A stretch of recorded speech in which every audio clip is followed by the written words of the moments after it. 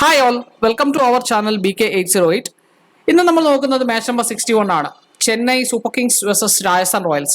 So ഇന്നത്തെ match എന്ന് പറയുന്നത് ചെന്നൈയിൽ വെച്ചാണ് നടക്കുന്നത്. അത് വളരെ ഇമ്പോർട്ടൻ്റ് ആയ ഒരു മാച്ചാണ്. ചെന്നൈയെ സംബന്ധിച്ചിടത്തോളം ഇന്നത്തെ മാച്ച് ജയിക്കുക എന്നുള്ളത് അവർക്ക് വളരെ അത്യാവശ്യമാണ്. അവരുടെ പ്ലേ ഓഫിൽ സ്ഥാനം നിലനിർത്തണമെങ്കിൽ ഇന്നത്തെ മാച്ച് ജയിച്ചേ പറ്റത്തുള്ളൂ. അതുപോലെ തന്നെ രാജസ്ഥാൻ റോയൽസ് ഇന്നത്തെ മാച്ച് ജയിച്ചു കഴിഞ്ഞാൽ അവർക്ക് പ്ലേ ഓഫിൽ ഉറപ്പാകും. കാരണം അവർ രണ്ടാം സ്ഥാനത്താണ് നിൽക്കുന്നത്. KKR മാത്രമേ അവർക്ക് മുന്നിലുള്ളൂ. സോ KKR ഓൾറെഡി സ്ഥാനം ഉറപ്പിച്ചു കഴിഞ്ഞു. ഇനി രാജസ്ഥാൻ കൂടെ ഇന്നത്തെ മാച്ച് ജയിച്ചു കഴിഞ്ഞാൽ പിന്നെ അവർക്ക് ഉറപ്പിക്കാൻ സാധിക്കും. സോ മാച്ചിന്റെ ഒരു ഫോക്കസ് നോക്കുന്നതിന് മുമ്പ് നിങ്ങൾ നമ്മുടെ ചാനൽ സബ്സ്ക്രൈബ് ചെയ്തില്ലെങ്കിൽ ഒന്ന് സബ്സ്ക്രൈബ് ചെയ്യുക. അതുപോലെ തന്നെ വീഡിയോ ഇഷ്ടമായെങ്കിൽ ലൈക്ക് ചെയ്യുക. നിങ്ങളുടെ നിർദ്ദേശങ്ങളും അഭിപ്രായങ്ങളും കമന്റ് ബോക്സിൽ രേഖപ്പെടുത്തുക. സോ ഇന്നത്തെ വെന്യൂ നോക്കുകയാണെങ്കിൽ MA ചിദംബരം സ്റ്റേഡിയമാണ് ചെന്നൈയിലുള്ള. സ്റ്റേഡിയത്തെ കുറിച്ച് നോക്കുകയാണെങ്കിൽ മോസ്റ്റ്ലി ഒരു സ്പിൻ ഫ്രണ്ട്ലി ആയിട്ടുള്ള ഒരു പിച്ചാണ്. സ്ലോ ബൗളേഴ്സിനെയും അതുപോലെ വളരെ ഹെൽപ്പ് ചെയ്യുന്ന ഒരു പിച്ചാണ്. അതുകൊണ്ട് തന്നെ ഇന്നത്തെ മാച്ച് ഒരു ബൗളേഴ്സിനും കുറച്ചുകൂടെ ഹെൽപ്പായിട്ടുള്ള ഒരു മാച്ച് ആയിരിക്കും. എന്നിരുന്നാലും ഫസ്റ്റ് ബാറ്റ് ചെയ്യുന്ന ടീമിനും കുറച്ചുകൂടെ പ്രിഫറൻസ് ഉണ്ടാകും എന്ന് തന്നെയാണ് കരുതുന്നത്. കാരണം ഇവിടെ 136 മാച്ച് കളിച്ചതിൽ 71 മാച്ചും ഫസ്റ്റ് ബാറ്റ് ചെയ്തവരാണ് ജയിച്ചിട്ടുള്ളത്. സെക്കൻഡ് ആണ് 63. അതുപോലെ ടൈ 2 വന്നിട്ടുണ്ട്. ആവറേജ് സ്കോർ എന്ന് പറയുന്നതിന് 158 ഉണ്ട്. ഇവിടുത്തെ ഹയസ്റ്റ് സ്കോർ CSK തന്നെയാണ് എടുത്തിട്ടുള്ളത്. 246 for 5 ആണ് എടുത്തിട്ടുള്ളത്. ലോവസ്റ്റ് സ്കോർ എന്ന് പറയുന്നത് RCB ആണ്. 70 റൺസിന് ഓൾ ഔട്ട് ആവുകയാണ് ചെയ്തിട്ടുള്ളത്. സോ നമുക്ക് ഇതിന്റെ ഒരു ഇതുവരെ നടന്നിട്ടുള്ള കഴിഞ്ഞ 4 മാച്ചിന്റെ ഒരു ടോട്ടൽ റിവ്യൂ എടുത്തു കഴിഞ്ഞാൽ ഇവിടെ ഫസ്റ്റ് നടന്ന മാച്ച് എന്ന് പറയുന്നത് കൊൽക്കത്ത വേഴ്സസ് ചെന്നൈ ആണ്. 8th ഏപ്രിൽ നടന്നത്. അവിടെ നടന്ന ആ കളിയിൽ ചെന്നൈ 7 വിക്കറ്റ്സിന് ജയിച്ചിട്ടുണ്ടായിരുന്നു. ചെന്നൈ സെക്കൻഡ് ബാറ്റിംഗ് ആയിരുന്നു. ഫസ്റ്റ് ബാറ്റിംഗ് എടുത്ത കൽക്കട്ട 137-9 എന്നുള്ള നിലയിൽ പോയപ്പോൾ ചെന്നൈ 141 for 3 ആയിരുന്നു. സോ ഫസ്റ്റ് ഇന്നിങ്സിൽ പേസേഴ്സിന് 5 വിക്കറ്റും സ്പിന്നേഴ്സിന് 4 വിക്കറ്റും കിട്ടിയപ്പോൾ സെക്കൻഡ് ഇന്നിങ്സിൽ പേസേഴ്സിന് 2 വിക്കറ്റും സ്പിന്നേഴ്സിന് 1 വിക്കറ്റുമാണ് ലഭിച്ചത്. അതേസമയം രണ്ടാമത്തെ കളിയിൽ ചെന്നൈ ലക്നോ തമ്മിലുള്ള കളിയിൽ ചെന്നൈ ഫസ്റ്റ് ബാറ്റ് ചെയ്തപ്പോൾ 210 for 4ഉം ലക്നോയ്ക്ക് 213 for 4ഉം കിട്ടി. അപ്പോൾ നല്ലൊരു ചേസിന് സാധ്യതയുള്ള ഒരു പിച്ച് തന്നെയാണ്. അപ്പോൾ അവിടെ പേസേഴ്സിന് കിട്ടിയിട്ടുള്ളത് 3 വിക്കറ്റ്സും സെക്കൻഡ് ഇന്നിങ്സ് കളിച്ചപ്പോൾ സെക്കൻഡ് ഇന്നിങ്സ് ഉള്ള അവർക്ക് കിട്ടിയത് 4 വിക്കറ്റ്സുമാണ്. സ്പിന്നേഴ്സിന് വിക്കറ്റ്സ് ഒന്നും കിട്ടിയിരുന്നില്ല. തേർഡ് മാച്ചായി നടന്നത് 28 for 2024 ആണ്. അതിൽ ചെന്നൈ ആണ് ഫസ്റ്റ് ബാറ്റ് ചെയ്തത്. 212 for 3 ആയിരുന്നു. സൺറൈസേഴ്സ് ഹൈദരാബാദിനുണ്ടായിരുന്നു. എന്നാൽ സൺറൈസേഴ്സ് ഹൈദരാബാദിന് ഒട്ടും പിടിച്ചു നിൽക്കാൻ പറ്റിയില്ല. 134 for 10 ഓൾ ഔട്ടായി. സോ ഫസ്റ്റ് ഇന്നിങ്സിൽ ബൗളേഴ്സിന് 3 വിക്കറ്റ്സ് കിട്ടി. എന്നാൽ സെക്കൻഡ് ഇന്നിങ്സിൽ 9 വിക്കറ്റ് പേസേഴ്സിനും പിന്നെ 1 വിക്കറ്റ് സ്പിന്നേഴ്സിനുമാണ് കിട്ടിയത്. ലാസ്റ്റ് മാച്ച് നടന്നത് ചെന്നൈ പഞ്ചാബാണ്.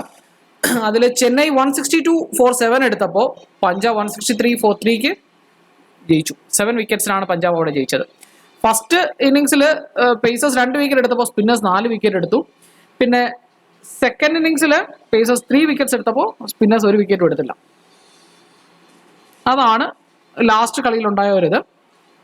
അപ്പോൾ ടോട്ടലായിട്ട് നോക്കുകയാണെങ്കിൽ 4 മാച്ചസിന്റെ റെക്കോർഡ് എടുത്ത് നോക്കുകയാണെങ്കിൽ പേസേഴ്സിന് മൊത്തം 31 വിക്കറ്റും സ്പിന്നേഴ്സിന് 10 വിക്കറ്റ്സും കിട്ടിയിട്ടുണ്ട്.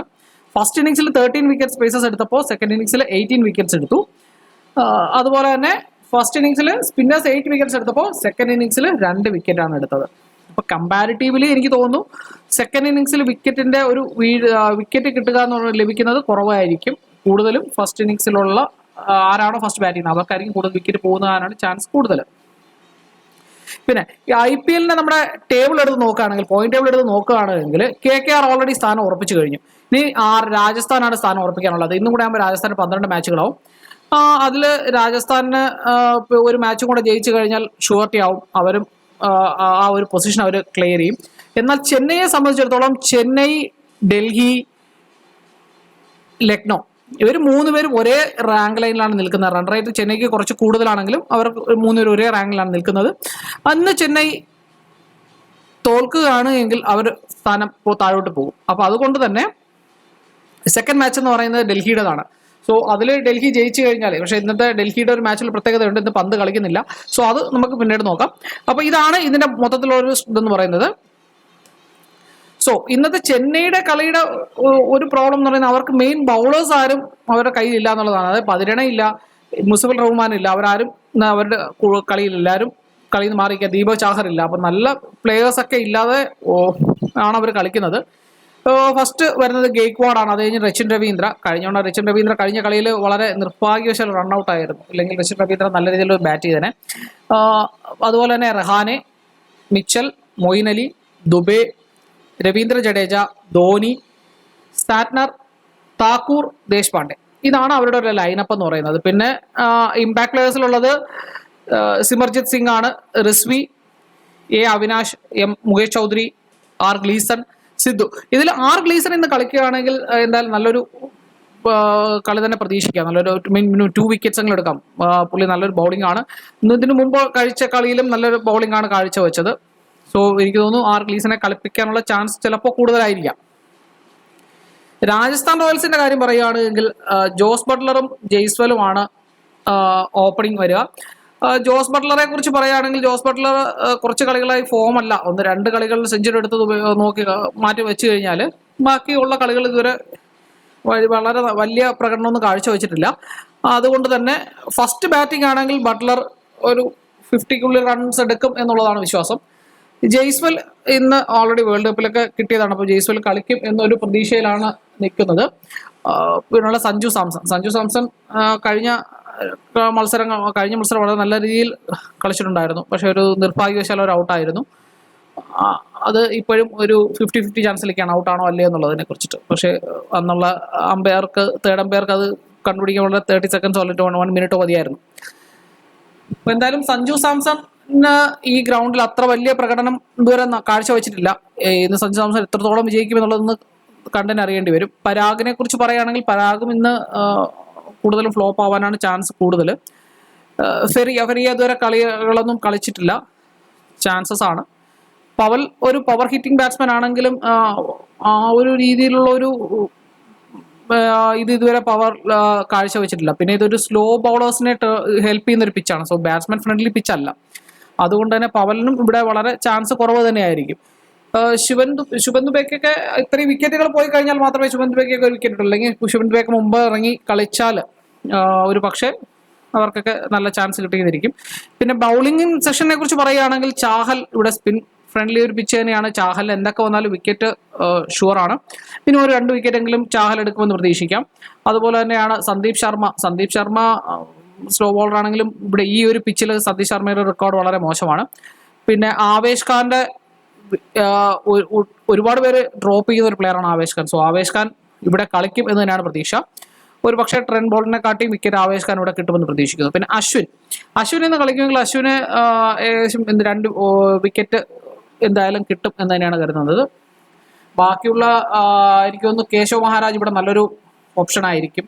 അതുപോലെ തന്നെ കുൽദീപ് സെൻ, ബർഗർ ഇവരൊക്കെ ഇങ്ങനെ ഓൾറെഡി ഉണ്ട്. പക്ഷെ ഇവരാരും 1-2 കളികൾ കളിച്ചു നിർത്തി എന്നുള്ളതല്ലാതെ കൂടുതൽ ആരും കളിച്ചിട്ടില്ല. ബർഗർ, ജുറൽ ഇവർക്കൊക്കെ വളരെ ചാൻസ് കിട്ടുന്നത് ഇപ്പം വളരെ കുറവാണ്. ഇന്നത്തെ ബെസ്റ്റ് പിക്കിനെ കുറിച്ച് പറയുകയാണെങ്കിൽ മിച്ചൽ ഒരു ബെസ്റ്റ് പിക്ക് തന്നെയായിരിക്കും. അതുപോലെ തന്നെ മൊയിൻ അലി ഫസ്റ്റ് ബാറ്റിങ്ങിൽ അത്ര ഇതല്ല എങ്കിൽ പോലും സെക്കൻഡ് ബാറ്റിങ്ങിൽ നല്ലൊരു ഓപ്ഷൻ ആയിരിക്കും മൊയിൻ അലി.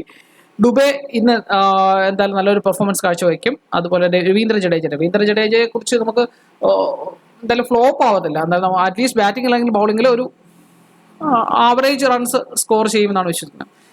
താക്കൂറും ദേശ്പാണ്ഡേക്കും വിക്കറ്റ് കിട്ടും എന്നുള്ളത് 100% ഉറപ്പാണ്. അതുപോലെ തന്നെ രാജസ്ഥാൻ റോയൽസിന്റെ നോക്കുകയാണെങ്കിൽ ബട്ട്ലർ ഫസ്റ്റ് ബാറ്റ് ചെയ്യുകയാണെങ്കിൽ നല്ലൊരു സ്കോർ ചെയ്യും. ജയ്സ്വൽ എന്തായാലും സ്കോർ എടുക്കും. അതുപോലെ തന്നെ ചാഹൽ 2 വിക്കറ്റെങ്കിലും എടുക്കും. ആവേശ് ഖാൻ 2 വിക്കറ്റ് എടുക്കും. പിന്നെ ട്രെൻഡ് ബോൾട്ട് സെക്കൻഡ് ബൗളിങ്ങിലാണെങ്കിൽ വിക്കറ്റ് കൂടുതൽ കിട്ടാനുള്ള ചാൻസ് ഉണ്ട്. അതുപോലെ തന്നെയാണ് അശ്വിൻ 1-2 വിക്കറ്റുകൾ കിട്ടാനുള്ള സാധ്യതയുണ്ട്. ഡിഫറൻഷ്യൽ പിക്കിൽ വരുന്നത് രച്ചിൻ രവീന്ദ്ര ക്യാപ്റ്റനാക്കുന്നത് മൊത്തത്തിൽ ടീമിന് ഒരു ഗുണം ചെയ്യും എന്നുള്ളത് തന്നെയാണ് വിശ്വാസം. രച്ചിൻ രവീന്ദ്ര ഇന്നൊരു ബാറ്റിംഗ് പെർഫോമൻസ് കാണാൻ പറ്റും എന്നൊരു കരുതലാണ്. ശിവൻ ദുബെയും അതുപോലെ തന്നെയാണ്. അതുപോലെ സാറ്റ്നർ നല്ലൊരു ബാറ്റ്സ്മാനാണ്. പക്ഷേ ബാറ്റിങ്ങിലൊന്നും ഇതുവരെ പോയിന്റ്സ് ഒന്നും എടുത്തിട്ടില്ല. പക്ഷേ ഇതിൽ നമ്മൾ ശ്രദ്ധിക്കേണ്ട ഒരു കാര്യം എനിക്ക് തോന്നുന്നു, പിന്നെ സാറ്റ്നർ സഞ്ജു സാംസനെ ഔട്ടാക്കിയിട്ടുണ്ട്. 2 പ്രാവശ്യം ഔട്ടാക്കിയിട്ടുണ്ട്. അതും വളരെ കുറഞ്ഞ ബോൾസിലാണ് ഔട്ടാക്കിയിട്ടുള്ളത്. സഞ്ജു സാംസന്റെ സാറ്റ്നറായിട്ടുള്ള ഒരു ബാറ്റിൽ എന്ന് പറയുന്നത് വളരെ ക്രൂഷ്യലാണ്, വളരെ റിസ്കിയാണ്. അതാണ് സഞ്ജു സാംസനെ നമ്മൾ ഇതിലോട്ട് എടുക്കാത്തത് തന്നെ. പിന്നെ ചാഹലും ആവേശ് ഖാനും ഇവരൊക്കെ ആയിരിക്കും ഇതിലെ ഡിഫറൻഷ്യൽ പിക്ക് എന്ന് പറയുന്നത്. So stay tune with us for more videos and updates. Thank you.